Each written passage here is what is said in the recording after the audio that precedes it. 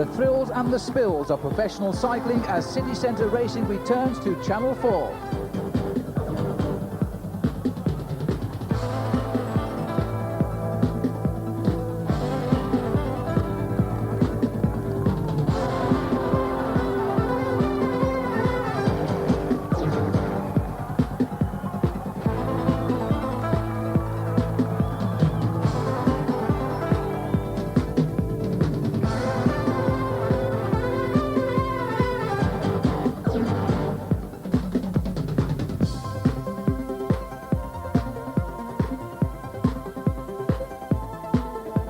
Good evening, welcome to Manchester. Tonight the city centre closed to traffic and packed with cycling fans because tonight it's the first round of the 1984 Kellogg City Centre Cycling Championship. A championship worth £50,000 to the riders, and it takes us on from Manchester every Monday night through Nottingham, Bristol, Cardiff, Birmingham and Glasgow. And once again it's attracted the top riders from Britain, Europe and the rest of the world, but there's no bigger name here tonight than the man here on the front row from Ireland, the world number one, Sean Kelly. Sean, welcome to Manchester. How do you think you might go tonight?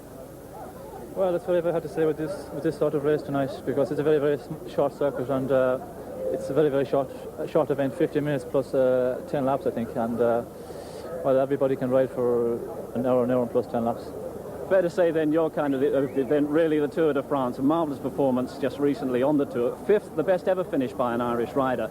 But it all hinged around a fairly controversial event at Alençon on about the fifth day. You were involved in a bit of a controversial incident at the finish. We can see it now. Perhaps you can tell us exactly what happened. Well, as you can see in the finish here, the barriers came out just before the finish. The last couple of metres they had problems with the podium. It collapsed, and there's a lot of people got hurt. And the rider Gloss was trying to come out as the barriers moved out, and of course I lead on him, and the commissaires didn't agree with me. They said that I switched him into the barriers. I tried to push him into the barriers, which I didn't feel at all was a fair decision from the commissaires. One of the controversial moments on the Tour. That dropped you back to what, 134th place. How tough was it to come back to fifth from that? Well, by saying it dropped me back to 134th place, I lost the 25-second bonus, and there was also fined 15 seconds. That was the exact time which I lost, but it also, for my morale, it was a big setback in my morale. Well, it's great to see you here tonight. I'm sure there's a few riders who are going to make it tough for you on the streets of Manchester. Very best wishes. We've got about 2 minutes to go to the start. Let's have a look along the front line here. Also, we've got Stephen Roach from Ireland. He's a young man tipped to win the Tour de France one day. And from Australia, there's the Sutton brothers, Gary, the former world champion, and his brother Shane, who seem to be winning just about everything these days. And moving on down the line, also from Australia, Alan Piper, having one of his best ever seasons in Europe. And of course, alongside him, from Britain, Phil Thomas, the man who was the overall winner of the Kellogg Series last year. Phil, how do you think you might go this year? Well, we don't really know till the first race over. We'll see how good the form everybody's got here tonight. So I'm just looking forward to it, really. You won first time out last time. How important is it for you to get your nose in front right from the start? I think it's important, but I think it was more important last year maybe than this year, with there being fewer races. This year, with there being another 2 races in the series, I think, if you don't have such good performance in the first race, maybe you can pull back, But hopefully I'll be up there anyway. Right, we'll be watching out for you. I'm sure everyone else will as well. Down on the start line with us also Mick Bennett, a man who rode the series last year. But this year you're in the comparative safety of the commentary box. You had a bit of a tough time last year, didn't you? That's right, Steve. A lot of the courses last year were a little bit tight. The corners were quite sharp. Consequently, I broke a couple of ribs in the early events, which put me out for the rest of them. We tried to go much better this year, having longer finishing straights, much wider roads, which will make for much faster racing and will accommodate more riders in the finishing straight. So we hope to see a much more exciting finish. OK, let's take a look then at a map of the course and see the rider's eye view of it from our motorcycle camera. Perhaps you can talk us around it. Well, from this glorious start outside of the town hall in Manchester, we've got a very short straight to take us right into Princess Street, which is a very wide corner, very good corner actually. You get a lot of riders into this bend.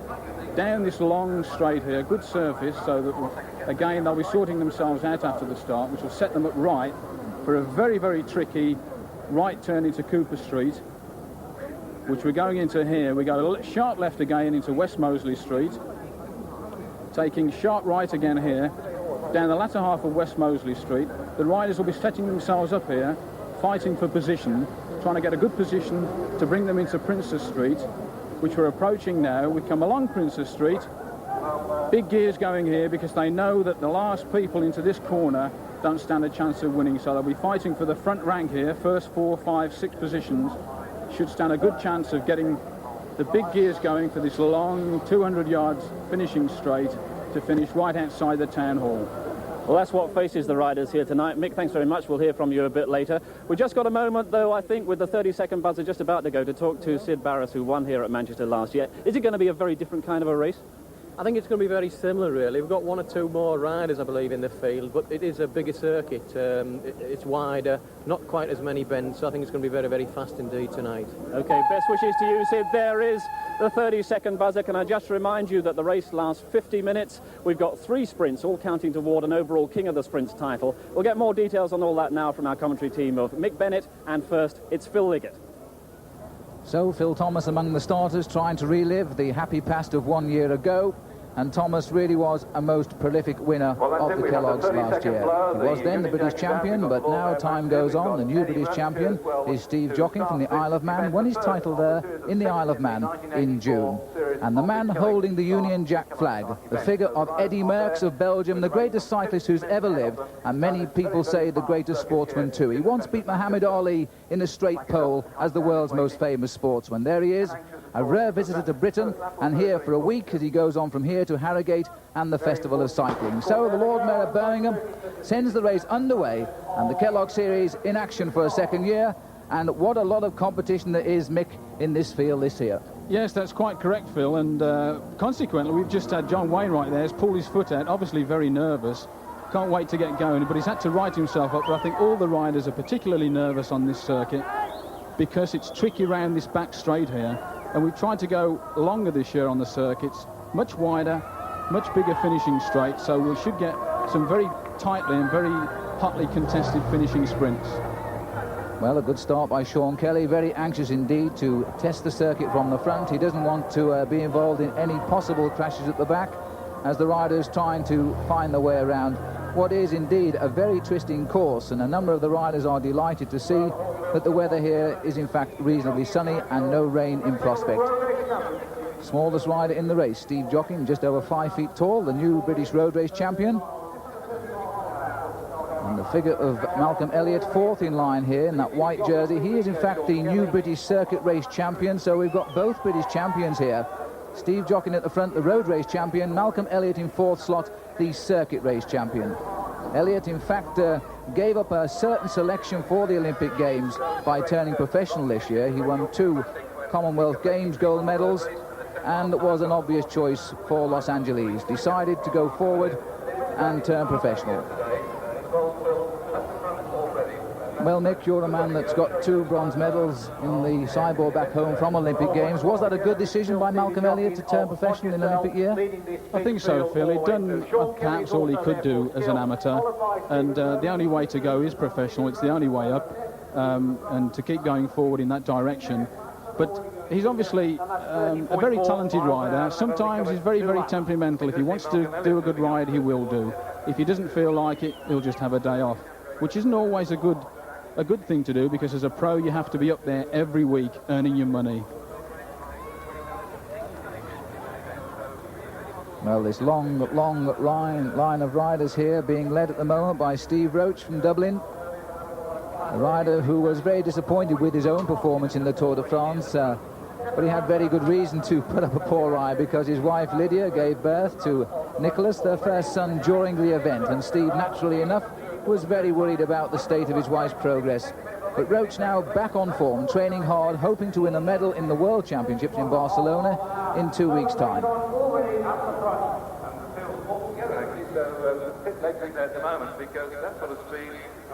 Well, Tony Doyle in 2nd place, another prolific rider who's looking forward to the World Championships in Barcelona, where he hopes to win the World 5,000 metres Pursuit Championship. He last won in an Olympic year, in fact, in 1980. Watching the bike racing at the moment, sitting in behind the wheels, you get plenty of shelter. Well, perhaps you can explain what might be going through the minds of these riders now, Mick, as we're watching an attack here by Shane Sutton.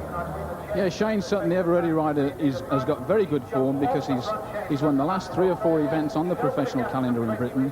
He gets very, very edgy, this rider, very temperamental. He's suffering actually at the moment from a stomach ulcer due to tension as a build-up to the Kellogg's event, Phil. So it'll be interesting to see how he overcomes that pain he gets in his stomach when the pressure's on. Well, Sutton is laying his bike down almost flat into these bends. He's putting the pressure on here, chased all the way by Steve Jockin, and very good piece of riding this by Shane Sutton. His brother Gary Sutton, of course, in the field, has just recently arrived from Australia, and it's fair to say, Mick, I think, that Shane Sutton has become a different rider since his brother came over. Yes, he has indeed. Shane went through a bad time. He was a little bit homesick. His brother came over about 3 or 4 weeks ago. They got together, they trained, and they decided to take the race into the British riders, and that's exactly what they've done. They both had very good seasons.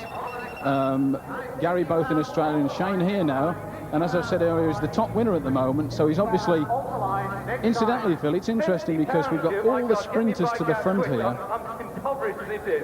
Well, he's got Steve Jockin at the front, one of the fastest sprint finishes we have in British Isles, and Shane Sutton watching him very closely. Phil Thomas, interesting to see, already moving up amongst the front runners. He's in 3rd spot. And of course, the reward for the man who wins tonight is the yellow jersey as leader of the series overall.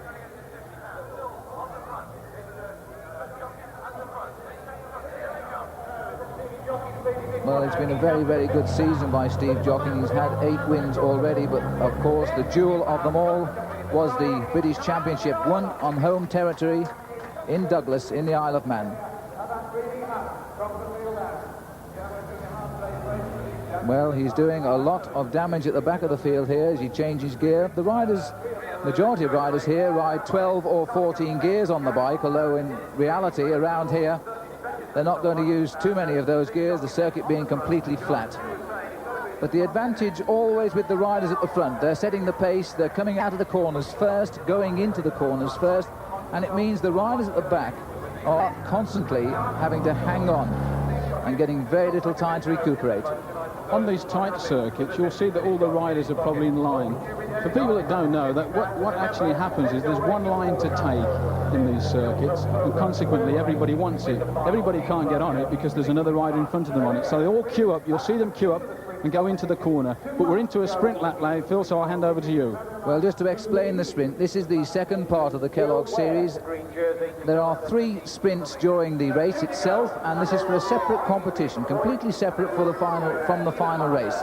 The riders will receive 5 points, 3 points, 2 points and 1 point. First 4 riders over the line at the end of the sprint lap, and the man who wins the highest number of points throughout the series is the overall winner of the sprint competition. He will be known as the king of the sprints, and from next week onward we'll recognise him because he'll wear an all-green jersey. Now we're waiting for the very first sprint of the new series, and they're coming round now to begin the sprint lap. There's the hootie you'll hear throughout the series. First man back now will receive 5 points, and the next 3 riders to follow him all score points. 5, 3, 2, 1. Winner of this competition was Phil Anderson from Australia just a year ago. Now it's Tony Doyle. Very, very strong sprinter indeed on the front. Being trailed there by Gary Sutton. Well, Gary Sutton has come over here just a couple of weeks ago. He's been a fantastic addition to professional cycling. He's won 3 races. And as the riders come round, Alan Piper from Australia comes through, followed by Gary Sutton, the other Australian. What a season Piper has had in Europe this year. Winner of the Tour of Sweden, winner of a smaller French stage race too. Piper and Sutton. Piper in the white now. Gary Sutton moves very nicely through on the inside, takes the 5 points. Alan Piper in second slot. As a former amateur world points champion. Yeah, some good riding there. He came from nowhere actually past Piper on his wheel. Piper moved up, and on this tight circuit, you were saying earlier, Hugh, you've got to be in the top 10. So the first sprint in the 1984 Kellogg City Centre Championship. We'll be back with more action from here in the city centre of Manchester in just a couple of minutes' time.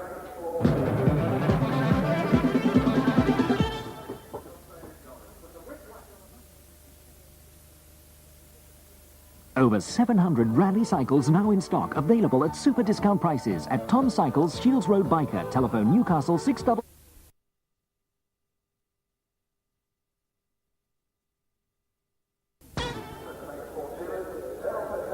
Welcome back to the city centre of Manchester, the first race in the Kellogg City Centre Series. We've just had the first sprint of the series.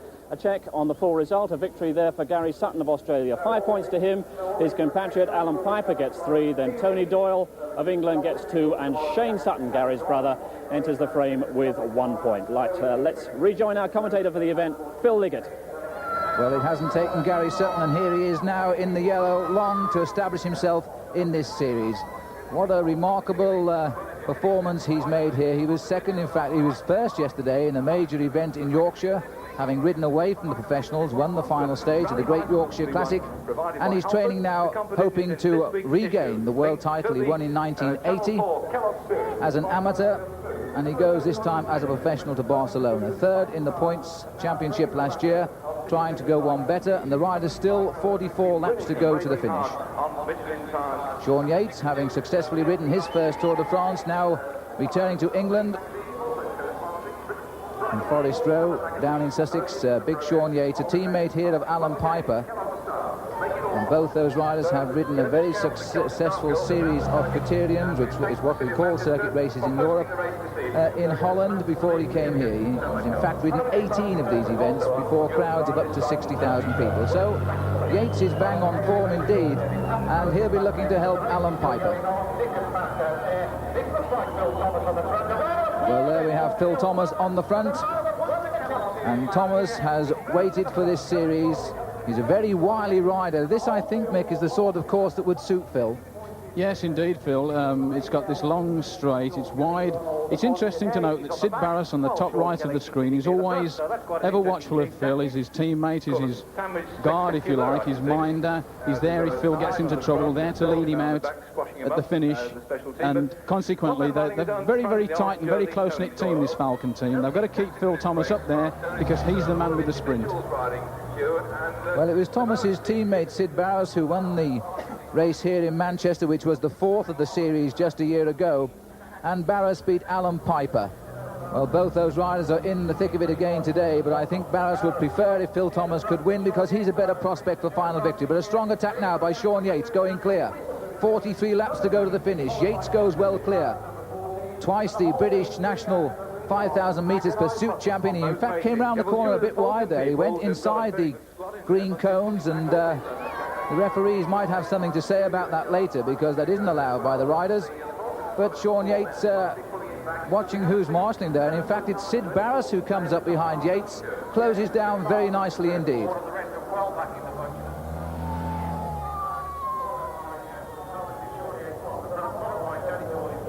So Yates comes round, leads the field. He realises the attack has not worked at all. The opportunity of a number of riders here now to close the gaps at the back.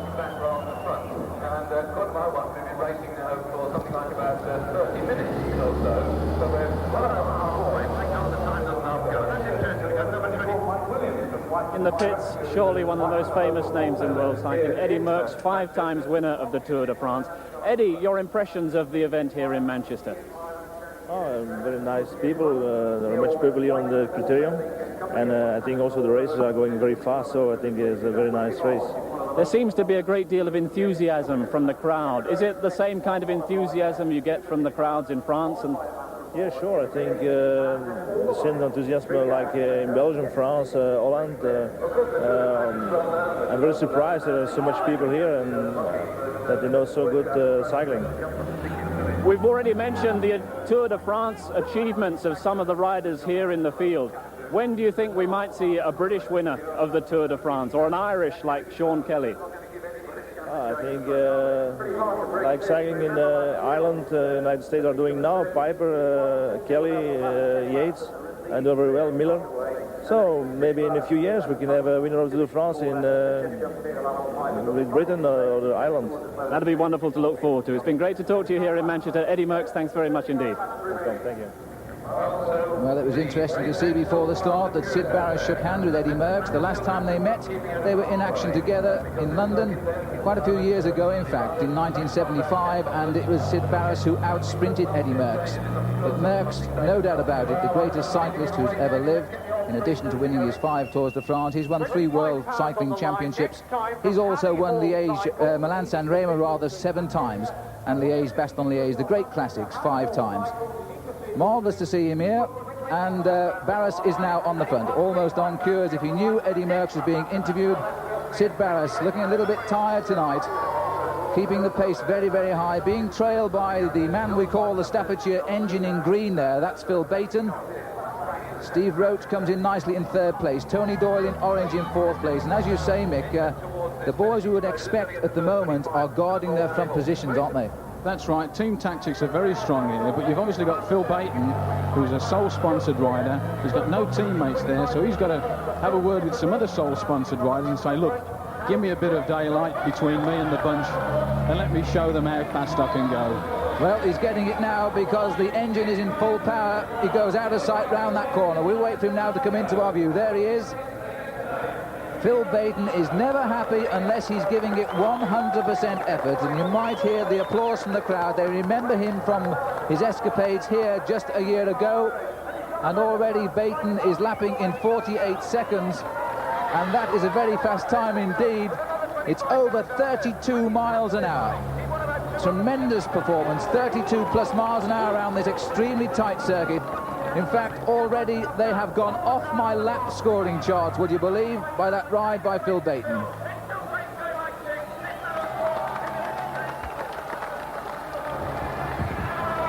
So Bayton goes clear. Look at the gap now. He's done this in just a lap and a half. 37 laps to go for Bayton.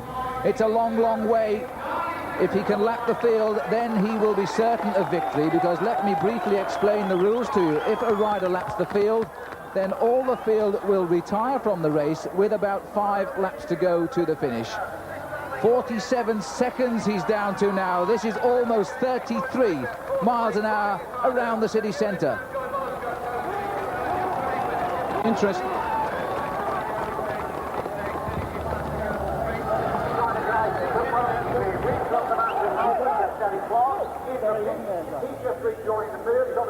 So trouble there for Danny Clark, and the rules here, Danny Clark has 1 lap when he has a mechanical problem in which to rejoin the race. He doesn't suffer any penalty at all. That facility, of course, is withdrawn during the last 5 laps of the race. No problems for Clark at the moment. 36 laps still to go. This is Phil Bayton now, a man well on form. He won the Great Yorkshire Classic yesterday, a 3-stage event in the Harrogate area of Yorkshire, and this gap is quite enormous, Mick. Yes, he's putting an extreme effort there, very impressive. The problem is, Phil, that when you make an effort like this initially, you go away very quickly. You open that gap, so consequently you put more effort into it. The real effort and the real time to tell is in a few laps' time. If you're still away, the gap's still the same, because they're starting to chase now, the bunch. They've sorted themselves out. Phil Bayton may start to blow and puff a bit now as he goes into oxygen debt, because it's very close, very humid here tonight in Manchester. Well, Bayton finished 8th overall in the series last year, and finished 7th in the event here in Manchester. But he's a great performer. He loves to race. He really, I think, often has lost a lot of races by the mere fact he throws tactics to the wind. He wants to get out front, and in his own words, the phrase he often uses, he buries himself. So Bayton goes down the back of the course, down towards Cooper Street, through that nasty chicane. The crowd now loving every minute of it here, because in fact his speeds are now up to 33 miles an hour, round and round the library and the town hall here in the centre of Manchester. An enormous crowd has turned out, bigger I think than a year ago. But the bunch are reacting, Mick, and it'll be interesting to see who's doing all the work. Yes, indeed, Phil, and Bayton's shoulders are starting to roll there, which shows he's going into this oxygen debt that I spoke of earlier. And the bunch, you see his head swinging from side to side. He's putting one hell of an effort. You've got to give the lad a pat on the back. He's took the race by the scruff of the neck and give it a thorough good shake. Well, he still has 34 laps to go to the finish as he goes out once more around the back of the circuit. Cheers and claps all the way around for Phil Bayton. Everybody loves a try, and you'll never find a better try than Bayton. But I would think his legs now are beginning to burn.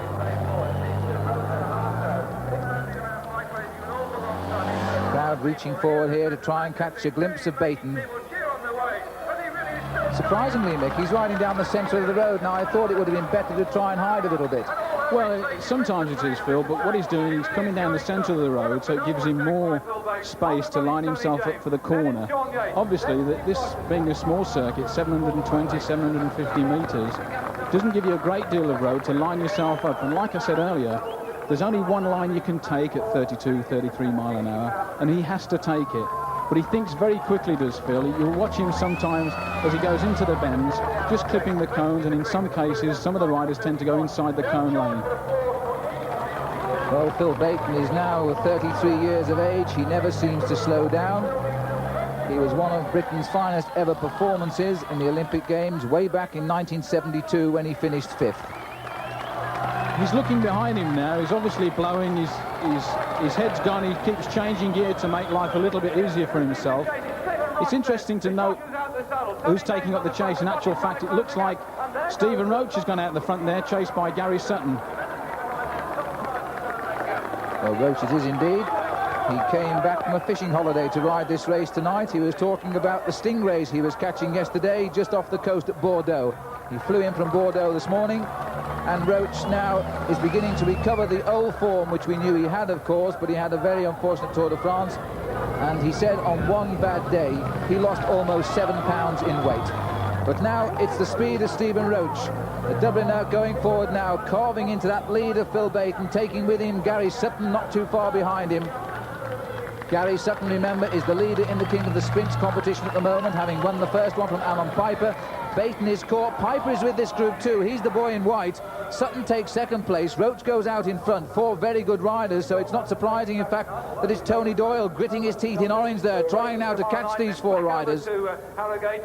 Stephen Roach will be very pleased with the way his form is going. 10 days away from a crack at the World Professional Championship in Barcelona, and he really needs to win that title now to make up for his poor Tour de France.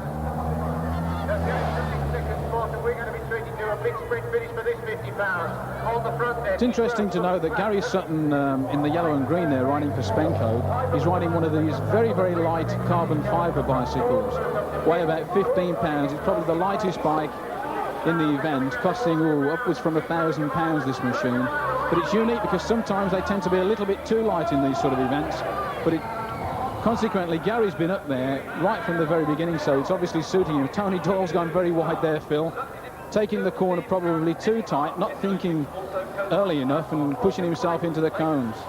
Well, the reason for that, Mick, was in fact there was a special prize went up there for the winner of that lap of £50 donated here by the crowd. So Tony Doyle won £50 there, and he was going so fast out of those corners he simply couldn't control the exit and went very wide. He almost knocked out of action our television camera there.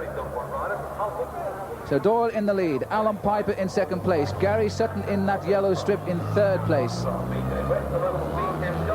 And the gap's beginning to open again. Well, they still have just about 29 and a bit laps to go. This is Doyle coming through. Piper trails in, then comes Sutton.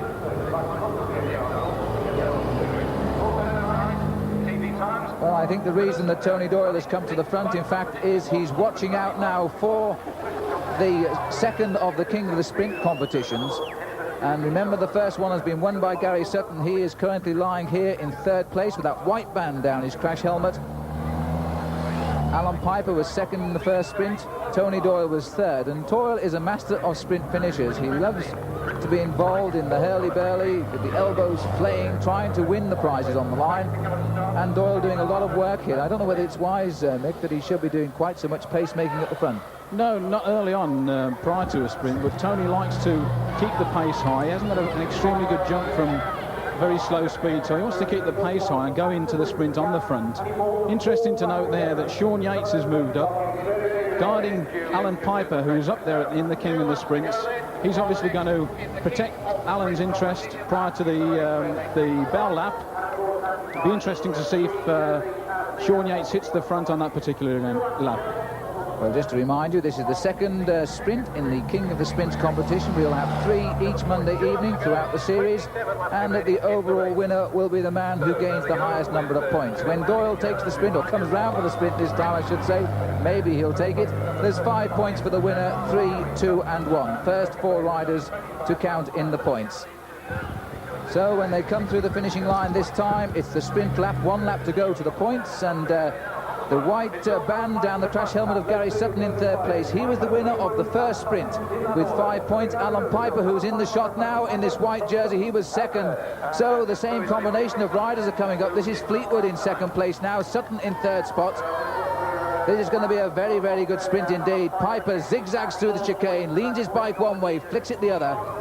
Enjoying his finest ever season in Europe, Alan Piper. He rode the Tour de France with great distinction. He was third on the first 2 stages of the Tour de France, and not unexpectedly, he fell back a little bit towards the end of that 2,500 miles race. So Piper now seeking a possible 5 points here. To try, and Piper's on the left now and going to get 5 points. Fleetwood chasing him hard. So Piper takes it, and Gary Sutton was third. And there in third spot was Gary Sutton from Australia. So Steve Fleetwood in second spot, but it was Alan Piper. So Alan Piper on the front, Gary Sutton in second place. Piper winning that sprint. Wait for the official result to sort out first, second, doing it very, very well indeed. And this is already building up to be a tussle between the Australian riders in this event. There's quite a contingent of them. They in fact heard about these Kellogg's races last year, and they seem to have come over in force this year. Piper confirming his authority in this very early stage of the King of the Sprints competition. Join us after the break, the climax of this first race in the City Centre Series. That's right after this break.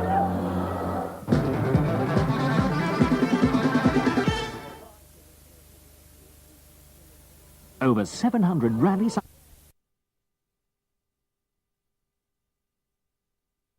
Manchester, this first City Centre race reaching a thrilling climax. Once again, Phil Liggett.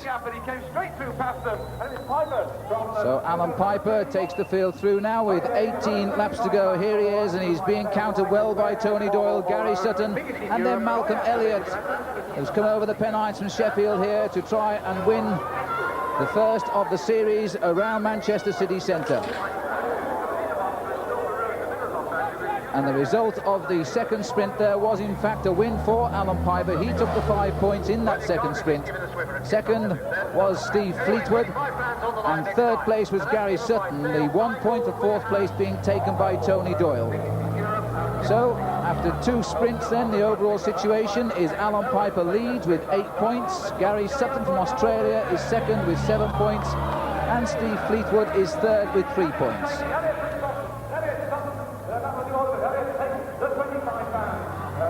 Well, Malcolm Elliott hits the front now, twice a Commonwealth Games gold medalist in his first season as a professional, and already one of the prolific winners of this season. He's won 11 races, and he wears here the red, white and blue jersey as the national champion of this type of event. Well, he's already forming a little split in the field here, Mick. Yes, and Tony Doyle's just attacked down the outside. This is what you want, you see. When you get a small breakaway like this, you want consistent speed for at least 5 or 6 laps so it settles down. The bunch get very reluctant to chase, and consequently that gap appears. Phil Baton's on the front. He must have recovered. It's taken him about 5 or 10 laps to recover from that solo effort he put in earlier in the event. But once again, the whole race is back together, and Tony Doyle's spreading his wings a little bit now.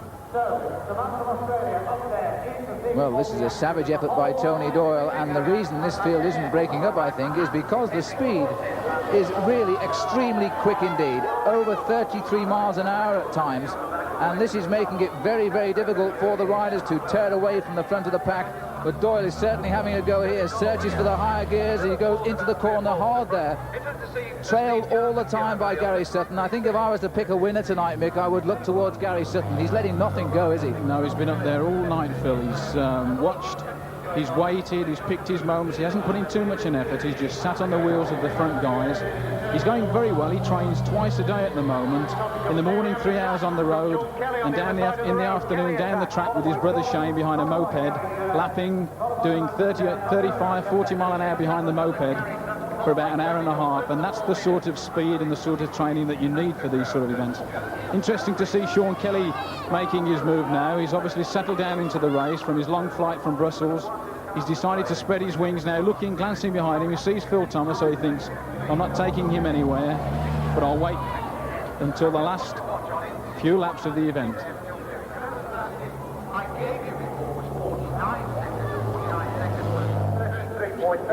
Shane Sutton in the pits. What's the problem? I blew a tyre and fell on the other corner around there.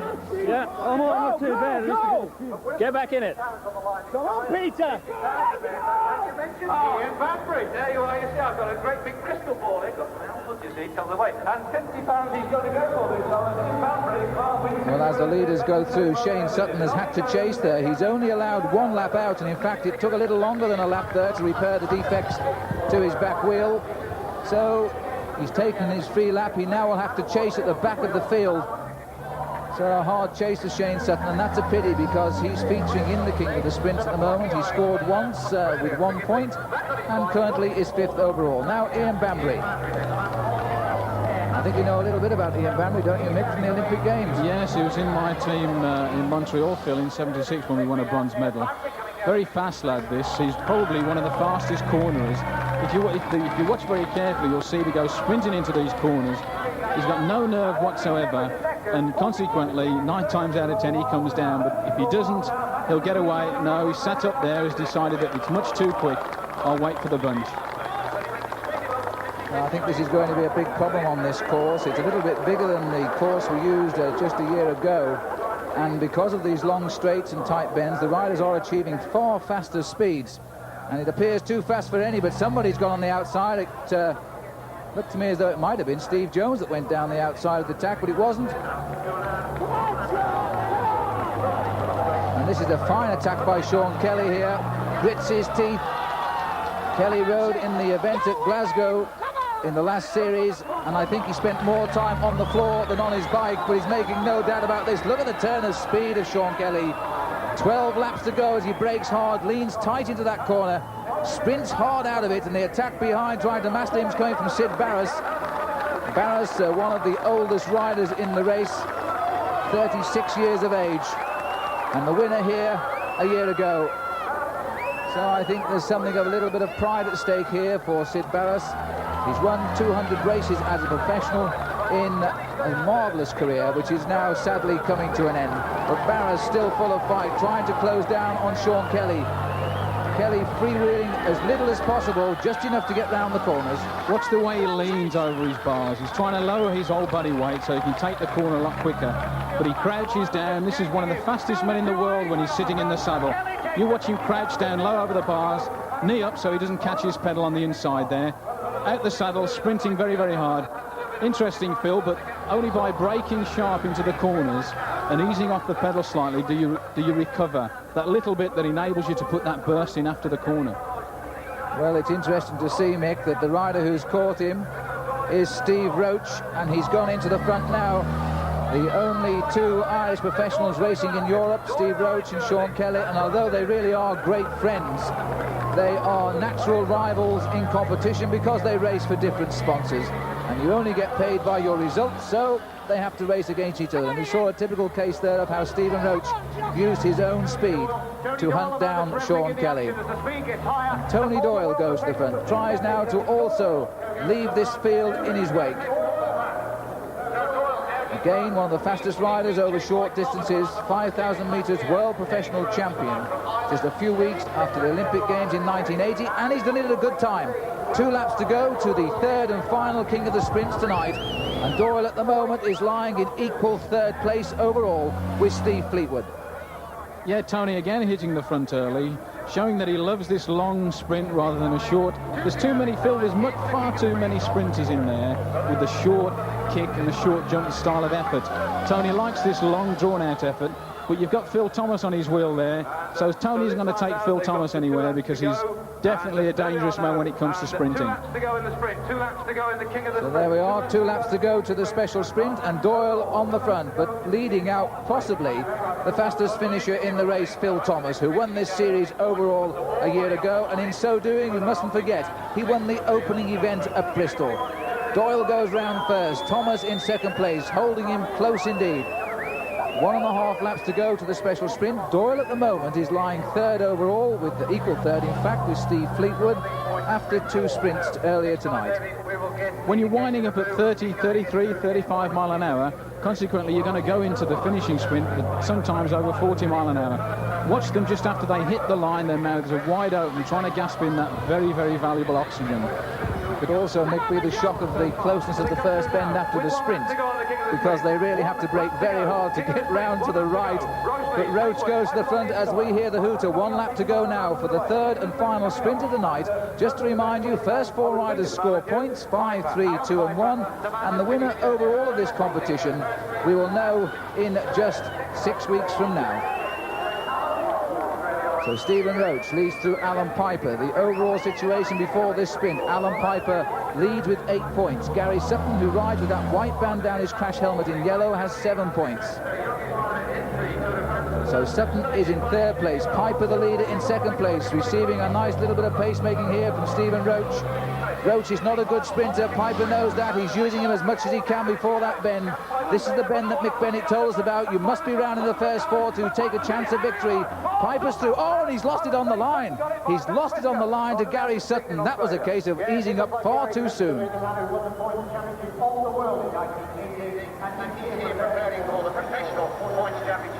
Well, Piper will be very, very annoyed about that. He made a classic error there. He eased up just a matter of a yard from the line.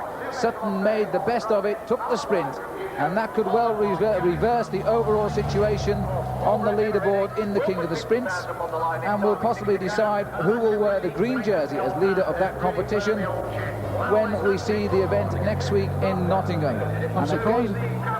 And again, Mick, the lap score, 47 seconds, another 33-mile-an-hour lap. Incredible speed, Phil. I just can't see how they're doing it out there, consistently lapping at that sort of speed. Must start to begin to tell. Consequently, we've got the whole bunch spread out down this 200-yard finishing straight, lining themselves up for the corner. Going back to the sprint, I'm quite surprised that Alan Piper's going for the King of the Sprints. He told me that he's come over here to win the series overall, and that's exactly what he intends to do. But in my mind, he's getting greedy. He wants the King of the Sprints jersey as well. It'll be interesting to see how he goes on this last sprint. So Piper on the front now, and I think, Mick, he might be looking for the double here because he's just over 5 laps from the finish now.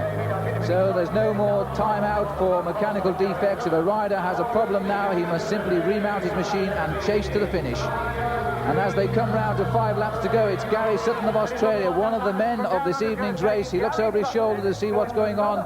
He looks over his shoulder and sees the big figure of Sean Kelly sitting right behind him. And Sean Kelly will want this victory. We've never really seen Sean Kelly reproduce the great performances he's done in Europe. This year, of course, apart from becoming the world's #1 cyclist, he's also won the 2 most famous classics, Liège-Bastogne-Liège and Paris-Roubaix. And to top that, he finished 5th overall in the Tour de France. So 4.5 laps to go. Kelly on the front. Sid Barras is there too. Sid Barras there. He's only there to guard Phil Thomas. I'm sure you'll find Phil Thomas, a Falcon as well, move up, last year's winner, move up onto Sid's wheels. Sid will get the nod from Phil to go quickly, but they're all bunching up, and this is when it gets very dangerous, Phil. They all bunch up. There's a bit of shoving going on there by Phil Thomas. He wants that front rank. He's determined to get it by doing a bit of pushing and shoving. Be interesting to see what the referees say about that. Well, we all know Phil Thomas is a very, very tough man. He was guilty of a little bit of shoving and pushing with Phil Anderson in the opening event down at Bristol last year. And so he's well capable of looking after himself.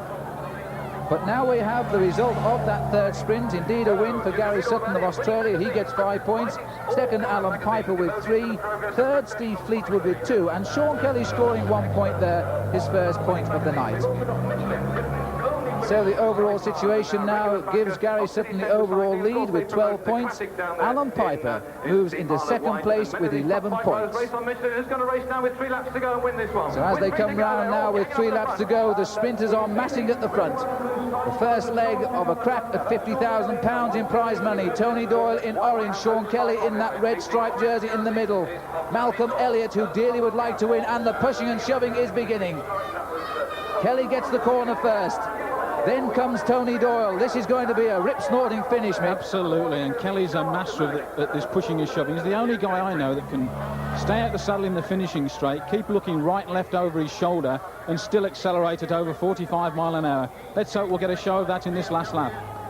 Well, this is the sign of the strength of Sean Kelly. He's holding this front position and holding it at around 30 miles an hour. There are very few cyclists in the world can do this when everybody wants to be to the front. Kelly now takes the slipstream of one rider. So as they come round now, 2 laps to go to the finish. So Tony James on the front. A worthwhile track rider. It would be a surprise if Tony could win, but there's no doubt he's capable of it. We haven't seen anything of him all night. This could be the effort he's been saving himself for. Tony James, Sean Kelly grits his teeth, hangs on to the back wheel of James, and also interesting to see now that Shane Sutton of Australia, the brother of Gary, is taking 3rd place. So maybe there's a little bit of a two-way thing going on with the Australian brothers here, because Gary's been chasing the King of the Sprints. Now Shane is looking for the victory. Shane's, he's obviously not feeling as sore as I would have imagined, because he's got the backside ripped out of his shorts there, but he's obviously stimulated him. He's going to give it all he's got in this last lap now. As they go into the bell lap, I'll hand over to you, Phil. Well, 1 lap to go. James is on the front at the moment. Kelly is waiting in the wings. Malcolm Elliott and Phil Thomas in blue. Thomas in blue. Oh, and he's been closed down on by Kelly. Kelly goes through on the inside of James. Nobody giving an inch now. They've got to hold the positions they've worked for an hour to keep. James on the front and riding very, very well indeed. Shane Sutton in 2nd place. And Kelly tries to go over the top. Makes the right-hand bend in 2nd place. Kelly, and there they go again now, and I think Phil Thomas was involved in that. Shane Sutton certainly was, as they panned out for the bend. Gary Sutton certainly is out of it, but as they come towards the finish, we've got Tony James on the right, Tony drawing it orange now, but Kelly's got the lead. Malcolm Elliott coming through on the left now. Sean Kelly of Ireland gets it on the line. 2nd was Malcolm Elliott by inches, and that was a marvellous ride. So Sean Kelly has succeeded at last. He's come home to the British Isles. He's ridden in front of an English-speaking crowd, and he's got the victory he's wanted. He's made due amends for the disaster which it was for him in Glasgow, when he continued to fall on the floor every time he tried to attack. So Sean Kelly confirms his position as the world's #1 on the computer and the best rider in Manchester tonight. So Tony Doyle, I think the word, as you saw Sean Kelly being led away, of congratulations.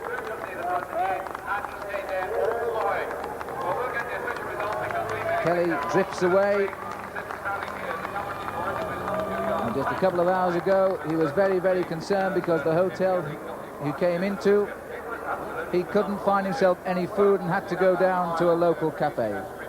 And now we can see the result again here. Good piece of sprinting by Kelly. Very, very fast indeed, but what a good finish by Malcolm Elliott on the left. But a second reaction by Kelly made Elliott look almost slow tonight.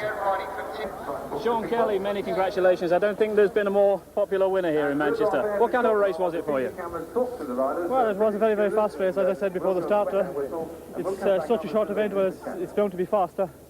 And the circuit was very, very... it was a short circuit, so it was very, very hard to move up in the group. If you went very far back, 10 or 15 positions, it was very hard to get to the front again because of all the corners. Yes, we had a couple of breaks, not only from yourself, but from riders like Phil Baton and so on. How tough was it to get away? Well, it's very, very hard to get away because, well, the main reason is everybody was riding after everybody, and that's the main factor. Your mind must have been going back, I should think, a year to Glasgow, which is an event I'm sure lives in your memory, where you were hitting the deck a couple of times. What were your thoughts about that event and the way it compared to tonight? Well, there again, it's this sort of racing, this town centre racing is dangerous. We have it in Europe also, and it's quite dangerous. Last year in Glasgow, I was in hard luck because I crashed twice.